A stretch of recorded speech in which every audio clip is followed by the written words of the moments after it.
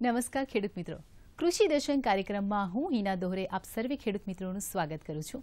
દર શુક્રવારની જેમ આજે પણ એક અગત્યના વિષય પર ચર્ચા કરીશું અને વિષય છે પશુ સંવર્ધન અને તેની અગત્યતા વિશે। મિત્રો, આદર્શ એટલે કે સફળ પશુપાલનના આધાર સ્તંભ તરીકે પશુ સંવર્ધન, પોષણક્ષમ આહાર, માવજત અને સંભાળ તેમજ સ્વાસ્થ્ય એમ આ ચાર મહત્વની બાબત છે। એમાંથી પશુ સંવર્ધન એ સૌથી મહત્વની બાબત છે। જી હા, તો ખેડૂત મિત્રો, આજના આ વિષય અંતર્ગત આપ અમારા નિષ્ણાંતને પ્રશ્નો પૂછી શકો છો। તો અમારી ફોન લાઈન શરૂ થઈ ગઈ છે। ફોન નંબર નોંધી લેશો 079 26 85 38 14 અને 26 85 38 16। જી હા, આપ અમને જ્યારે પણ ફોન કરો તો આપના ટીવી સેટનો વોલ્યુમ એટલે કે અવાજ ધીમો રાખવા માટે વિનંતી। અને આજના વિષય અંતર્ગત એટલે કે પશુ સંવર્ધન અને તેની અગત્યતાઓ વિશે માહિતી આપવા માટે સ્ટુડિયોમાં ઉપસ્થિત છે ડોક્ટર સંજય ડાભી કે જેઓ પશુ ચિકિત્સા અધિકારી, ઘનિષ્ઠ પશુ સુધારણા યોજના, કૃષિ ભવન ગાંધીનગર ખાતે પોતાની ફરજ બજાવે છે। તો આવો સૌથી પહેલા તેઓનું સ્વાગત કરીએ, ત્યારબાદ આજના આ વિષય અંતર્ગત તેઓ પાસેથી માહિતી અને માર્ગદર્શન મેળવીએ। તો સૌથી પહેલા ડાભી સાહેબ, દૂરદર્શનના સ્ટુડિયોમાં અને કૃષિ દર્શન ફોન ઇન લાઈવમાં આપનું હાર્દિક સ્વાગત છે। ખૂબ આભાર બેન। સૌથી પહેલા આપણે વાત કરીએ પશુ સંવર્ધન, તો એના બે પ્રકારો છે, પણ આ બે પ્રકારો વિશે વિગતવાર માહિતી આપશો। હા બેન, મેડમ હિનાબેન, હવે પશુ સંવર્ધન મુખ્યત્વે બે પ્રકારે થતું હોય છે। એક કુદરતી સંવર્ધન થતું હોય છે અને બીજું કૃત્રિમ સંવર્ધન થતું હોય છે। હવે કુદરતી સંવર્ધન એટલે આપણે અત્યારે જે આપણી પ્રચલિત પદ્ધતિઓ છે એ મુજબ ગામમાં ખેડૂત મિત્રો, પશુપાલક મિત્રો ગાય અને સાંઠ કે પાડા રાખતા હોય છે અને જે કુદરતી રીતે સમાગમ કરીને જે સંવર્ધન થાય એને કુદરતી સંવર્ધન કહે છે બેન। જી અને સર, આપણે આ વિશે વધુ માહિતી આપીશું, પણ એક ખેડૂત મિત્ર આપણી સાથે જોડાઈ ગયા છે। જી, સૌથી પહેલા આપનું સ્વાગત છે। જી દેવજીભાઈ, આપનો પ્રશ્ન જણાવો। હા બેન, મોદગોદર તાલુકાના રોટીલા ગામથી બોલું। જી, આપનો પ્રશ્ન જણાવો। આપણે બેન, પ્રશ્ન મારો એવો છે કે આપણે કૃત્રિમ બીજદાન થી આપણે ગાય કે ભેંસને વાછડીનું બીજદાન આમ થઈ શકે, આપણે આવે 100% એમાં થઈ શકે બીજદાન? હા દેવજીભાઈ, ખૂબ જ હિનાબેન, ખૂબ જ સરસ પ્રશ્ન છે। હમણાં જ રિસેન્ટલી ખેડૂત મિત્ર, આપણા પશુપાલક મિત્ર ખૂબ જ જાગૃત લાગે છે। દેવજીભાઈ, તમારો પ્રશ્ન એક સેક્સ સિમેન બાબતની વાત છે। હિનાબેન, હમણાં એક નવી ટેકનોલોજી પણ આવી રહી છે આપણે કે પશુપાલક મિત્રોને ઘણી વખતે કૃત્રિમ બીજદાન પછી આપણે વાછરડી આવશે કે વાછરડો આવશે, પાડી આવશે કે પાડો આવશે, આ બાબતનું આપણે થતું હોય છે। અને ઘણી વખત હવેની જે આધુનિક ખેતી પદ્ધતિમાં આપણે આપણા બળદ કે પાડાનો ઉપયોગ થઈ શકતો નથી। તેથી હવે એક નવી પદ્ધતિ એક વિકાસ પામી રહી છે કે બીજદાન થકી ફક્ત વાછરડી અથવા પાડીનો જન્મ થાય, એટલે એ આપણે સેક્સ સિમેન્ટ ટેકનોલોજી કહીએ છીએ। દેવજીભાઈ, હવે ટૂંક સમયમાં આ વખતે પણ આપણી ગુજરાત સરકાર, જેવી રીતે આપ સૌ જાણીએ છીએ કે મેડમ કે 2022માં આપણી ખેડૂતની આવક બમણી કરવી હશે તો વિવિધ પદ્ધતિઓ વિજ્ઞાનની અપનાવી પડશે। તો એક સેક્સ સિમેન્ટ ટેકનોલોજી આપણી પાસે અવેલેબલ છે। ટૂંક સમયમાં આ વર્ષે પણ આપણી ગુજરાત સરકારે એને પ્રાયોગિક ધોરણે અમલમાં મૂક્યું છે અને આપણને જાણીને ખુશી થશે કે ગુજરાત સરકારે ચાલુ વર્ષના બજેટમાં આની માટે આપણા 47 કરોડ પણ મંજૂર કરી નવી યોજના મંજૂર થઈ છે। ટૂંક સમયમાં આપણું પાટણ ખાતે આપણું જે સિમેન્ટ સ્ટેશન છે ત્યાં આનો આપણે સેક્સ સિમેન્ટ ટેકનોલોજીથી લેબ બનશે અને ખેડૂત મિત્રોને આ ટેકનોલોજીના ડોઝ આપણને અવેલેબલ થશે। દેવજીભાઈ, બરાબર, આપણે વાત કરી રહ્યા હતા ડાભી સાહેબ કે બે પ્રકારો, જેમાં કુદરતી સંવર્ધનની વાત કરી, પણ કૃત્રિમ સંવર્ધન વિશે જરાક માહિતી આપશો। હા હિનાબેન, આપણે ખેડૂત મિત્રોને, પશુપાલક મિત્રોને જણાવીએ કે કૃત્રિમ બીજદાન એટલે ખરેખર કોઈ કૃત્રિમ નથી। એ પશુ આપણા જે સારી ઓલાદના સાંઠ કે પાડા હોય ખેડૂત મિત્રો, એમાંથી કુદરતી રીતે જે એના વીર્યનું કલેક્શન કરવામાં આવે, લેબમાં એની પ્રોસેસ કરવામાં આવે અને એની એક નિયમિત સ્ટ્રો, એનો જે માપ હોય માપદંડ મુજબ એને સ્ટ્રોમાં ભરવામાં આવે અને એ સ્ટ્રો સાચવી અને જ્યારે આપણે પશુઓ ગરમીમાં આવે ત્યારે એ સાધનો વડે એ વીર્યનો એના યોનિમાં મૂકવામાં આવે, એટલે આને કૃત્રિમ સંવર્ધન કહે છે। ખરેખર એ કૃત્રિમ નથી, પરંતુ આમાં કુદરતી જે નર કે માદાનું સમાગમ ન થતું હોવાથી એને આપણે કૃત્રિમ સંવર્ધન કહીએ છીએ। બરાબર, બીજા એક ખેડૂત મિત્ર આપણી સાથે જોડાઈ ગયા છે, ધીરજભાઈ પાટણથી। જી ધીરજભાઈ, આપનો પ્રશ્ન જણાવો। નમસ્કાર। નમસ્કાર। મહેમાનને રામ રામ। રામ રામ। મારો પ્રશ્ન એ છે કે ઉનાળામાં ભેંસને સાચવવા માટે કઈ કઈ કાળજી લેવી પડે ભેંસોને ઉનાળામાં? હા હા ધીરજભાઈ, ઉનાળામાં સ્પેશિયલી તમારો પ્રશ્ન ભેંસો માટે છે કે ગાયો માટે પણ છે? ફોન કપાઈ ગયો ફોન છે કપાઈ ગયો છે. હા ધીરજભાઈ, ભેંસો માટે આપણે જેમ જાણીએ છીએ કે ઉનાળામાં આપણે ભેંસો માટે, ભેંસો લગભગ આપણે પાણીમાં ઉનાળામાં રહેવા ટેવાયેલી હોય છે. તો તમે ખાસ તો આપણું જે ઘરે આપણું ગમાણ કે આપણો વાડો બનાવ્યો હોય, જો તમે તબેલો રાખ્યો હોય તો સરસ ખૂબ જ હવા ઉજાસવાળી જગ્યા ઉપર આપણા પશુઓ બંધાતા હોય. પશુઓને ઉનાળા દરમિયાન ઠંડુ પાણી દિવસમાં 2 થી 3 વાર આપણે મળે અને 24 કલાક જ્યારે પણ પશુને જરૂર પડે ત્યારે એને આપણું પાણી મળી રહે. બીજી વસ્તુ કે જો નજીકમાં ભેંસો માટે જ ખાસ વાત કરીએ, ધીરજભાઈ ભેંસો જ માટે વાત કરીએ તો જો ગામમાં તળાવ હોય તો ભેંસોને બપોરના ટાઈમે તળાવના પાણીમાં છોડવી જોઈએ, અથવા પછી જો સગવડ ના હોય તો આપણે ઘરે પણ બપોરે એને ઘણી વખત આપણા સારા તબેલામાં તો હવે ફુવારા પણ મૂકે છે અને પાણીનો છંટકાવ ભેંસો ઉપર કરવો જોઈએ. ધીરજભાઈ, આટલી કાળજી રાખીશું તો ઉનાળા દરમિયાન આપણી ભેંસોની ખૂબ જ સારી માવજત રહેશે અને એનું દૂધ ઉત્પાદન પણ જળવાઈ રહેશે. જી ડાભી સાહેબ, બીજા એક ખેડૂત મિત્ર આપણી સાથે જોડાઈ ગયા છે, શંકરભાઈ ચૌધરી સમિતિ. જી શંકરભાઈ, આપનો પ્રશ્ન જણાવો. શંકરભાઈ, આપનો પ્રશ્ન જણાવો. હા સાહેબ, બેન શું છે, દૂધની ભેંસ છે એને રોજનું કેટલું લીલું ને હૂકું ખવડાવવું એમ પૂછું. હા ધીરજ, શંકરભાઈ તમારો પ્રશ્ન ખૂબ જ સરસ છે કે દૂધની ભેંસને રોજનું કેટલું લીલું ખવડાવવું જોઈએ. ફક્ત લીલું નહીં પણ ધીરજભાઈ, આપણે લીલું, સૂકું અને દાણ તમામ વસ્તુનું મિશ્રણ કરવું પડશે, તો જ આપણે એને દૂધ ઉત્પાદન જાળવી રાખી શકીશું.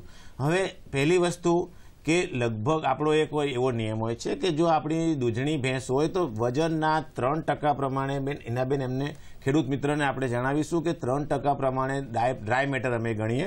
તો જો આપણી 400 કિલોની ભેંસ હોય તો એને રોજનું આપણે 12 કિલો ડ્રાય મેટર આપવું પડે. હવે ડ્રાય મેટર એટલે કે સૂકું ટોટલ ગણાય આપણે. હવે એમાં આપણે જે દાણનું પ્રમાણ ગણીએ તો એના શરીરના નિભાવ માટે 1 કિલો દાણ આપવું જોઈએ, વત્તા એ જેટલા લીટર દૂધ આપણને આપતી હોય, માનો કે 10 લીટર દૂધ આપે છે તો એના 500 ગ્રામ પ્રતિ લીટર, એટલે કે રોજનું 5 કિલોગ્રામ દાણ એની માટે, દૂધ ઉત્પાદન માટે દાણ, એટલે ટોટલ દિવસનું 6 કિલોગ્રામ દાણ આપવું જોઈએ. લીલો ચારો, સૂકો ચારો, એનું 60-40નો રેશિયો જાળવવો જોઈએ આપણે. એટલે લગભગ 8 થી 12 કિલો સૂકો ચારો અને 20 થી 25 કિલો લીલો ચારો પણ આપણે આપવો જોઈએ. લીલા ચારામાં ખાસ ધ્યાન રાખજો શંકરભાઈ કે 60-40નો રેશિયો ફરીથી ધાન્ય વર્ગ અને કઠોળ વર્ગના ચારા તરીકે પણ રાખવો જોઈએ કે 40% ધાન્ય વર્ગ અને 60% કઠોળ વર્ગનો ચારો પણ આપણે આપવો જોઈએ, તો આપણે દૂધ ઉત્પાદન જાળવી રાખી શકીશું. શંકરભાઈ બરાબર. બીજા પણ એક ખેડૂત મિત્ર આપણી સાથે જોડાઈ ગયા છે, રાકેશભાઈ પટેલ. જી હા, સુરતથી. રાકેશભાઈ, આપનો પ્રશ્ન જણાવો. પ્રશ્ન એ છે કે અમે ગાયને 5-7 વખત બીજદાન કરાવ્યું પણ હજુ સેટ નથી થતી ગાય. અચ્છા રાકેશભાઈ, હવે તમારું ગાયને 7 વખત બીજદાન કરાવ્યા છતાં પણ તમારી ગાય ઠરતી નથી, એટલે કે ઉથલે ચડી ગયેલી ગાય કહેવાય એને. હવે આમાં ઉથલે ચડવાનું કારણ હિનાબેન પશુપાલકોમાં બહુ કોમન પ્રશ્ન છે. ઘણી વખત અમે પણ જ્યારે ક્ષેત્રીય કક્ષાએ જતા હોઈએ ત્યારે આ રીતના ઉથલા ચડવાનું, વારે ઘડીએ પાછા ફરવાનું. તો ઉથલા ચડવા માટે ઘણા બધા કારણ છે. પ્રથમ તો એને કોઈ સંસર્ગજન્ય રોગ નથી, ખાસ કરીને બ્રુસેલા જેવો રોગ થવા જો હોય તો પણ એ વારે ઘડીએ ઉથલે ચડી જતી હોય છે, તો એક એનું લેબોરેટરી પરીક્ષણ કરાવી લેવું જોઈએ. બીજું કે જો તમે કૃત્રિમ બીજદાન થકી ફેરવતા હોય તો રાકેશભાઈ એનો સમય ખાસ તમારે જાળવવો પડશે કે એને ગરમીમાં આવ્યા પછી 12 થી 18 કલાકની અંદર જ જો આપણે એને ફેરવી દઈશું ને તો એ ઘણી વખતે આપણે સમય ચૂકી જતા હોય છે. સવારે આવી હોય તો સાંજે ફેરવીએ, સાંજે આવી હોય તો સવારે ફેરવીએ. ઘણી વખત આપણા પશુઓ આપણે સમજીએ છીએ કે 12 થી 18 કલાક, 20 કલાક સુધી ગરમીમાં રહેતા હોય છે રાકેશભાઈ, પણ ઘણા પશુઓ હોય કે લાંબા સમય સુધી 2 દિવસ 3 દિવસ સુધી પણ એ ગરમીમાં રહેતા હોય છે. તો આવા પશુઓને સવાર સાંજ 2 ટાઈમ પણ આપણે કૃત્રિમ બીજદાન થકી ફેરવીશું અને ડૉક્ટર પાસે તપાસ કરાવી, એને કોઈ જાતીય અંદર રોગ નથી એની તપાસ કરાવી અને સારવાર કરાવીશું તો આપણી ગાયને આપણે ચોક્કસપણે સમય મર્યાદામાં ફેરવી શકીશું. રાકેશભાઈ. જી સંજયભાઈ, આપણી આ ચર્ચા અહીં ચાલુ જ રહેશે અને કૃષિ મિત્રો આપ પણ ક્યાં જતા નહીં, આપ નિહાળી રહ્યા છો કૃષિ દર્શન ફોન ઇન લાઈવ. સમય થયો છે એક વિરામ લેવાનો, લઈએ એક નાનકડો વિરામ.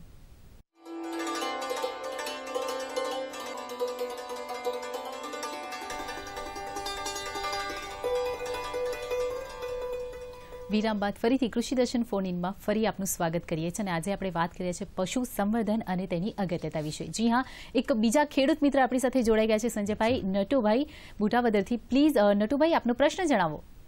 હા બેન, આપણે નમસ્કાર બેન. આપણે નમસ્કાર. હા, તો આપણે વ્યાણ બાદ દૂધાળા પક્ષીઓનું ક્યારે ફેરવવું તથા ગર્ભમાં બનેલા પક્ષીઓને ક્યારે દોવાનું બંધ કરવું જોઈએ? હા નટુભાઈ, તમારો પ્રશ્ન ખૂબ જ સરસ છે કે વિયાણ બાદ ક્યારે પશુને ફરીથી ગાભણ કરવું જોઈએ.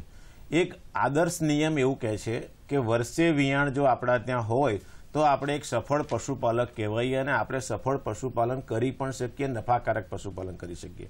તો મિત્ર, આપણે સૌ જાણીએ છીએ કે વિયાયા બાદ જાનવર પશુ છે ને એના 30 થી 25-30 દિવસમાં એને ફરી વેતરમાં આવી જતું હોય છે. તો આપણે એનું એક વેતર જવા દઈએ અને જો 60 દિવસ 45 થી 60 દિવસ પછી ફરી જ્યારે વેસુ વેતરમાં આવે ત્યારે આપણે એને પશુને ફરી ગાભણ કરી દેવું જોઈએ. એટલે એ જો આપણી કુદરતી નોર્મલ સાયકલ જળવાઈ રહે તો એમાં પશુપાલકોએ જો 60 દિવસનો ગાળો આપણે આદર્શ ગાળો કહેવાય કે વિયાણ પછી 60 દિવસનો ગાળો રહેવો જોઈએ અને પછી ફરી પશુને ફેરવી દેવું જોઈએ. હવે એ પશુ ફેરવ્યા પછી આપણે જાનવરના પશુના વિયાણના 7 મહિના સુધી આપણે દૂધ કાઢી શકીએ. એટલે 7 મહિના એટલે આપણે કે 210 દિવસ એ દૂધ કાઢીએ, આગળના 60 થી 65 દિવસ કરીએ તો લગભગ 285 થી 300 દિવસ આપણને દૂધનો સમયગાળો મળવો જોઈએ. એટલે રાકેશભાઈ, 300 દિવસનો ગાળો આપણે દૂધ ઉત્પાદનનો લેવા માટે વિયાયા પછી 2.5 થી 3 મહિનામાં ફળી જવું જોઈએ જાનવર અને 7 મહિના સુધી આપણે દૂધ લઈ શકીએ. જી, બીજા એક ખેડૂત મિત્ર જોડાઈ ગયા છે, હુસેનભાઈ જામનગરથી. જી, આપનો પ્રશ્ન જણાવો. હા, હાલો સાહેબ. હાજી. અમારે સાહેબ બકરાનો ઉછેર કરવાનો છે, બકરાનો પ્લાન બનાવવાનો છે, તો એમાં સારો બકરા ક્યાં બકરીઓ? હવે તમારો પ્રશ્ન આજે હું તમને જવાબ આપી દઈશ હુસેનભાઈ, કારણ વિષયથી અલગ પ્રશ્ન છે થોડો બકરા પાલનનો. બકરા પાલન પણ એક પશુપાલનનો એક ભાગ છે અને બહુ સારો વ્યવસાય છે. હવે તમારે બકરા પાલન કરવું હોય તો બકરા પાલન માટે તમારે બકરાની એવી જાત પસંદ કરવી જોઈએ કે એ બકરા આપણું મુખ્ય ઉછેર, એનું દૂધ ઉત્પાદન માટે આપણે બકરાનો રાખી શકીએ છીએ. એના નર બકરા વેચાણ માટે પણ આપણે રાખી શકીએ છીએ. એટલે 2 રીતનું છે. એવી બકરીની જાત આપણે પસંદ કરવી જોઈએ કે જે વર્ષે 2 વખત વિયાણ કરતી હોય અને એવા પણ પાછી બકરાની આપણી સરસ જાતો છે કે દરેક વિયાણે 2 બચ્ચા આપતી હોય. તો હુસેનભાઈ, એવી તમારે જાત પસંદ કરવી જોઈએ કે જે આપણને વર્ષમાં 1 માંથી 4 કરી આપે. એટલે તો પશુપાલક આ બકરા પાલનમાં સફળ થઈ શકશે બેન. બરાબર સંજયભાઈ, આગળ આપણે વાત કરીએ બીજા અગત્યના મુદ્દા પર કે સંવર્ધન માટે ખાસ કરીને નર પશુ જે છે એની પસંદગી કરવી હોય તો ખાસ કરીને કઈ કઈ બાબતોનું ધ્યાન અથવા કઈ કઈ બાબતો ધ્યાનમાં રાખવી જોઈએ? હિનાબેન, ખૂબ સરસ પ્રશ્ન છે, કારણ કે આ જે આપણે પ્રશ્ન કર્યો ને એ આવનાર સંતતિ માટે છે.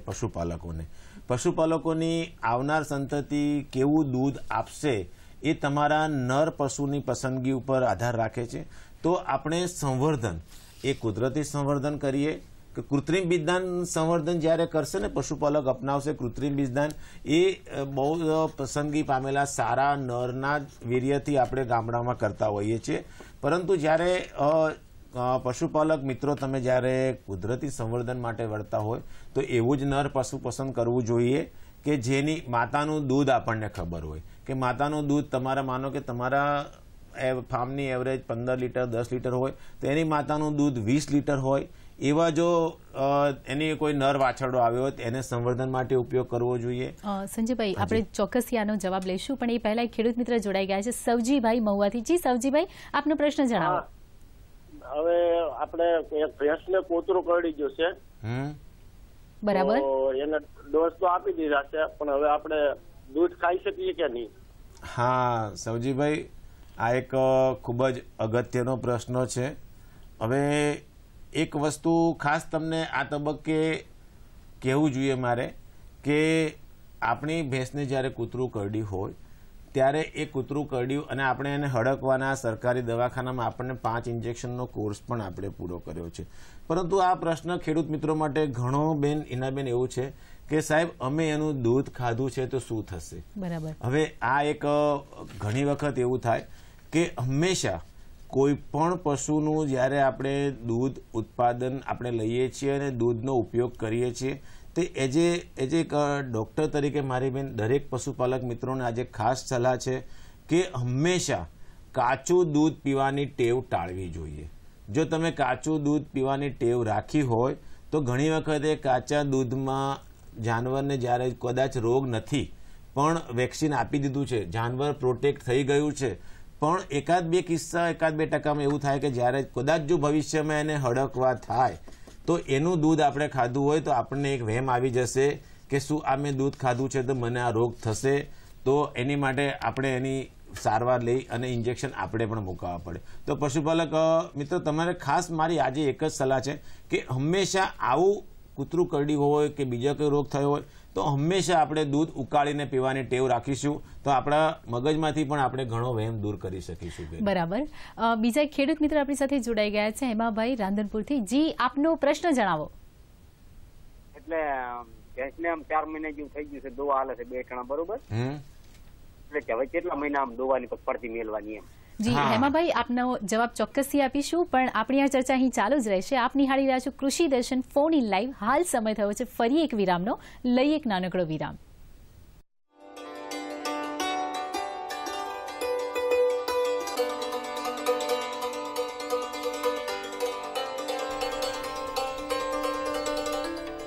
વિરામ બાદ ફરીથી કૃષિ દર્શન ફોન ઇન લાઈવમાં આપનું સ્વાગત છે અને આજે આપણે વાત કરી રહ્યા છીએ પશુ સંવર્ધન અને તેની અગત્યતા વિશે.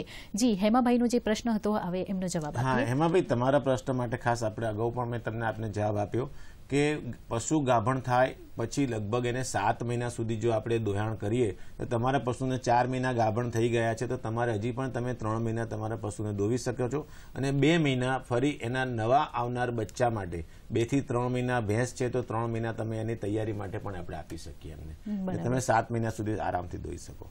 જી સંજયભાઈ, આગળનો એક મહત્વનો પ્રશ્ન છે કે જ્યારે પશુમાં ગરમી આવે અને ઉનાળાની સિઝન પણ લગભગ હવે શરૂ થઈ જશે તો ગરમી જ્યારે આવે પશુમાં ત્યારે ખાસ કરીને ખેડૂત મિત્રએ કે પશુપાલન મિત્રએ શું બાબતોનું ધ્યાન રાખવું જોઈએ? બેન, પશુ ગરમીમાં આવે ને એટલે પશુપાલક મિત્રો ખાસ તો પહેલા ધ્યાન રાખવું જોઈએ કે આપણી પશુ ગરમીમાં છે કે નહીં એ પહેલા એમને ચોક્કસ કરી લેવું જોઈએ. બરાબર. એટલે આપણા પશુને ગરમીમાં આવ્યા છે તો ગરમીમાં આવવાના કયા લક્ષણો છે પશુપાલક મિત્રો એ તમારે ખાસ ધ્યાન રાખવું જોઈએ. હવે જ્યારે આપણે પશુપાલન કરતા હોઈએ ત્યારે ઇનાબેન લગભગ પશુ જ્યારે ગરમીમાં આવે ને ત્યારે એની યોનિમાંથી એક ચીકણો પ્રવાહિત નીકળતું હોય છે. અહીંયા ખાસ પશુપાલક મિત્રો આપને જણાવી દઈશ કે આ ચીકણું પ્રવાહી હંમેશા જો તેલ જેવું હોય ને તો એ આપણી આદર્શ ગરમી કહેવાય અને એમાં દૂધ જેવું આવતું હોય તો એ એના અંદર ગર્ભાશયમાં કંઈક બગાડ આપણે ગણી શકીએ. એટલે એ આપણે એ વખતે એને ગાભણ ના કરવું જોઈએ. એટલે યોનિમાંથી ચીકણો તેલ જેવું પ્રવાહી આવતું હોય. બરાબર. એક માફ કરજો સર, એક ખેડૂત મિત્ર આપણી સાથે જોડાઈ ગયા છે, ભૂરાભાઈ ભરવાડ ખેડાથી. જી ભૂરાભાઈ, આપનો પ્રશ્ન જણાવો. આપણો બેન એક જ પ્રશ્ન છે કે શંકર ગાય છે આપણી પાસે, એમાં એક ગાય વારંવાર 15-20 દિવસે બહુ વેતરમાં પાછી આઈ કરે છે. ડોક્ટર ભાઈ થોડી સલાહ માંગવી હતી. અચ્છા મોડાભાઈ, તમારો પ્રશ્ન શંકર ગાયોમાં લગભગ ઘણી વખતે બેન હિનાબેન આવા પ્રશ્નો આવતા હોય છે. દર 15 દિવસે ગરમીમાં આવી જાય છે છતાં ઠરતી નથી. એટલે તમારે ભૂરાભાઈ આ બાબતે તમારા ખાસ તો નજીકના કોઈ પણ પશુ દવાખાના ખાતે અને ગાયને લઈ જઈ એની જાતીય આરોગ્ય અંગોની તપાસ કરાવવી પડશે. બીજી કઈ વસ્તુ, તમારું પશુ જો સતત, મેં તમને અગાઉ પણ આ બાબતે એક જણાવ્યું એક મિત્રને કે જો પશુ સતત 2 દિવસ બેન ગરમીમાં રહેતું હોય તો એને સવાર સાંજ પણ બિદદાન તમારે કરાવવું જોઈએ. પશુ તમારું ગરમીમાં આવ્યું છે તો એ લાળી કરે છે, હમણાં જ આપણે હિનાબેન સાથે ચર્ચા કરતા હતા કે જો લાળી કરે છે તો એકદમ તેલ જેવી કરે છે કે દૂધ જેવી કરે છે. જો આવું તમે મિત્ર થોડુંક ધ્યાન રાખશો ને તો પશુ ઘણી વખત શું થાય હિનાબેન કે આવી રીતે પશુ વારેકાર ઉથલે ચડી જાય ને તો કાં તો પશુ બદનામ થાય ને તો પછી એને બિદદાન કરનાર ડોક્ટર કર્મચારી બદનામ થતા હોય છે. પરંતુ જો આપણે થોડીક આવી કાળજી રાખીશું તો આપણે બંને રીતે આપણે ફાયદો લઈ શકીશું. તમારા પશુનું ગરમીનો ટાઈમ તમારે જાળવવો પડશે. તેમ છતાં જો તમે જાળવતા હોય તો એક વખત નજીકના પશુ દવાખાના ખાતે કે સરકાર દ્વારા આયોજિત કેમ્પમાં લઈ જઈને પણ તમે એની સારવાર કરાવી શકશો. જી, બીજા પણ એક ખેડૂત મિત્ર આપણી સાથે જોડાઈ ગયા છે, ડાયાભાઈ પરમાર સુઈ ગામથી. જી ડાયાભાઈ, આપનો પ્રશ્ન જણાવો. મારો બેન પ્રશ્ન એ છે. જી, આપનો પ્રશ્ન જણાવો. પ્રશ્ન એ છે, અમારે ભેંસ દોવા ને હા એટલે ભેંસને શેડ પાડો એટલે મને બળખા જેવી શેડ્યું પડે છે. ડબકાઈ છે? હા, મને બળખા જેવી શેડ્યું પડે છે. રોજ આવે આટલા દાડા અમે એમ ગણતા હતા કે આ ઠંડુ શિયાળો છે એટલે એને થાય છે કે દૂધ જામી જતું હશે, પણ હવે તો ઉનાળા જેવું આવ્યું તો હજી પ્રોબ્લેમ એનો રહે છે. દવા કરાવી, વિઝિટો બોલાવી હતી, પણ તો એનો પ્રોબ્લેમ સોલ્વ થતો નથી. કઈ લોહી જેવું આવતું નથી ને એમાં તમારે? હા સાહેબ, 2 દાડા પહેલા આમ લોહીના એવા ઝીણા ઝીણા ટપકા આવતા હતા અને હવે નથી આવતું. ગોળીઓ લાઈન ગળાવી, વિઝિટ કરાવી તો હવે ફેર પડ્યો છે, પણ હવે આનું અમારે શું કરવું? હા ડાયાભાઈ, હવે આમાં એક વસ્તુ એવી છે કે બેન, આમાં પશુપાલક મિત્રોને, ડાયાભાઈને પણ ખાસ જણાવી દઈએ આપણે કે આમાં એક આપણો એક બીજો એક આખો આનો એક વિષય જ છે કે સ્વચ્છ દૂધ ઉત્પાદન. સ્વચ્છ દૂધ ઉત્પાદન થકી આ તમારું જે આચરણનો છે ને, આપણે આવનો રોગ કહીએ છીએ ડાયાભાઈ આને, એટલે કે આવનો રોગ નિવારવા માટે તમે આપણે 2 વસ્તુ કરી શકીએ કે સ્વચ્છ દૂધ ઉત્પાદન તરફ તમારે વળવું જોઈએ.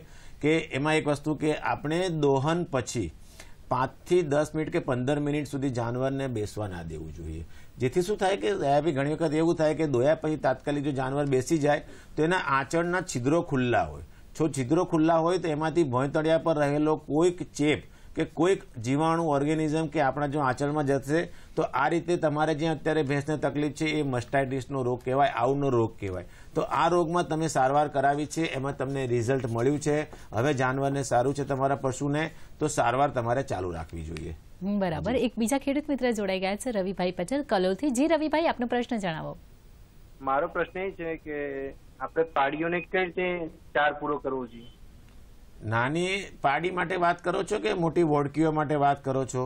નહીં, નાની નાની પાડીઓ. અચ્છા, નાની પાડી માટે નાની પાડી કે વાછરડી ઉછેર એ પણ એક સરસ અને અગત્યનું પાસું છે પશુપાલન માટે હિનાબેન, કે જો આજે તમે સારી નાની વાછરડી કે પાડી આપણા ત્યાં હશે અને એને ઉછેરશો અને સારી રીતે ઉછેરીશું. સારું, મિત્રોનો પ્રશ્ન ખૂબ જ સરસ છે કે જો તમે સારા એના ખોરાક પાણી કરશો તો આપણે એને વહેલી ગરમીમાં લાવી અને વહેલી એને ફેરવી શકીએ છીએ. તો મિત્રો, ઘણી વખતે સારા જો આપણી પાસે સારી ઓલાદની વાછરડી કે પાડી આવી હોય તો ઘણા પશુપાલક મિત્રો એને એક ટેન્ડન્સી એવી રાખે છે કે શરૂઆતના વિનાબેન 3 કે 4 મહિના સુધી 2 આંચળ ધવડાવતા હોય છે. તો એને પહેલું તો એક વસ્તુ કે વિયાણા પછી તરત અડધો કલાકમાં તાજું જે ખીરું આવે છે ખીરું પીવડાવી દેવું જોઈએ. ખીરું પીવડાવ્યા પછી તમારે એને કમસે કમ એની 8 થી 10 મહિના સુધી એને માને ધાવણ આપવું જોઈએ. જ્યાં સુધી આપણે દૂધ દોતા હોય ત્યાં સુધી 1 આંચળ દવડાવો, 2 આંચળ દવડાવો. એનાથી શું થશે કે તમારા પશુનું રોજનું જે એનું વજન વધવું જોઈએ એ વજન મિત્ર ઘણી ઝડપથી વધશે. ત્યારબાદ ધીરે ધીરે શરૂઆતમાં મહિનો 15 દિવસ મહિનો થઈ જાય ને પછી એને આપણા લીલા ચારાના સૂકા પાના, લીલા ચારાના એકદમ કુમળા પાન હોય ને એ કુમળા પાન તમે એને ચાવવા આપો, જેથી પશુ એનું પાન લીલું ખાતું થશે. દાણ તમે જે તમારા મોટા પશુને ખવડાવો છે એ પલાળીને ખવડાવવાની આપવાની ટેવ રાખો. એને નિયમિત અંતરે 15 દિવસે, 1 મહિને, 3 મહિને કૃમિની દવાઓ પીવડાવો. આ રીતે જો આપણે નાની વાછરડી કે પાડીનો ઉછેર કરીશું મિત્રો તો આપણે વહેલી સંતતિ એને ફરી વહેલી ગરમીમાં લાવી અને વહેલું એનું વિયાણ કરીને આપણે દૂધ ઉત્પાદન મેળવી શકીશું. બેન, ખૂબ સરસ પ્રશ્ન છે મિત્રનો. ચોક્કસથી લગભગ પશુપાલન મિત્રોને માહિતી મળી જ ગઈ હશે. આગળ વાત કરીએ કે કૃત્રિમ બીજદાનની જ્યારે વાત કરીએ છીએ તો ઘણા બધા ખેડૂત મિત્રો સજાગ છે, પણ અમુક ખેડૂત મિત્રોને સજાગતા નથી અથવા જાગૃતતા નથી. તો એ વિશે અને કૃત્રિમ બીજદાન કરાવવાથી કયા કયા ફાયદા થાય છે આ વિશે જરા માહિતી આપશો. હા બેન, ખૂબ સરસ પ્રશ્ન છે તમારો કે અવેરનેસની વાત છે. તો સરકાર આ બાબતે ખૂબ જ પ્રયત્નશીલ છે અને ખૂબ જ એક્સટેન્શન એક્ટિવિટી ચાલી રહી છે. અમે અત્યારે ગામે ગામ તાલુકા લેવલે આવી રીતે પશુપાલન શિબિરો થતી હોય છે. એમાં પશુપાલક મિત્રોને આપણે સંવર્ધન અને સંવર્ધનના ફાયદા, જેમ બેને કીધું એમ સંવર્ધન એ પશુપાલનના આર્થિક ફાયદા માટે ખૂબ જ અગત્યનો વિષય છે કે જો તમે સારા સંવર્ધન થકી સારી સંતતિ આપણે મેળવીશું તો આવનાર સંતતિ સારી મળશે તો આપણે વધુ દૂધ ઉત્પાદન મેળવી શકીશું. એટલે કૃત્રિમ બીજદાન થકી આપણે સારી ઓલાદના સાંઢ કે પાડાનું મિત્રો એના વીર્ય થકી બીજદાન કરીશું તો એનાથી જે આપણને ઓલાદ આવશે અને એ ઓલાદ તમને વધારે સારા ઉત્પાદનવાળી મળી શકશે. એટલે કે આપણા ત્યાં એવરેજ જો 5 લીટરની ચાલતી હોય તો કૃત્રિમ બિદાન થકી જે વાછરડી આવશે એ આપણને ભવિષ્યમાં 10 કે 12 લીટર સુધી પણ દૂધ આપી શકશે. બરાબર સંજયભાઈ, આજે આપ અહીં આવ્યા અને આજના ખાસ વિષય અંતર્ગત આપે જે માહિતી અને માર્ગદર્શન અમારા ખેડૂત મિત્રો અને પશુપાલક મિત્રો સુધી પહોંચાડ્યા તે બદલ દૂરદર્શન વતી આપનો ખૂબ ખૂબ આભાર માનું છું. ધન્યવાદ. તો આજના વિષય અંતર્ગત આપે જે માહિતી મેળવી તેનો ઉપયોગ કરીને આપના ઉત્પાદન અને આર્થિક ઉપાર્જન બંનેમાં વધારો કરી શકશો તેવી આશા સાથે આજના કૃષિ દર્શન ફોન ઇન લાઈવ અહીં પૂરો કરીએ તે પહેલા આવતા શુક્રવારનો વિષય નોંધી લેશું.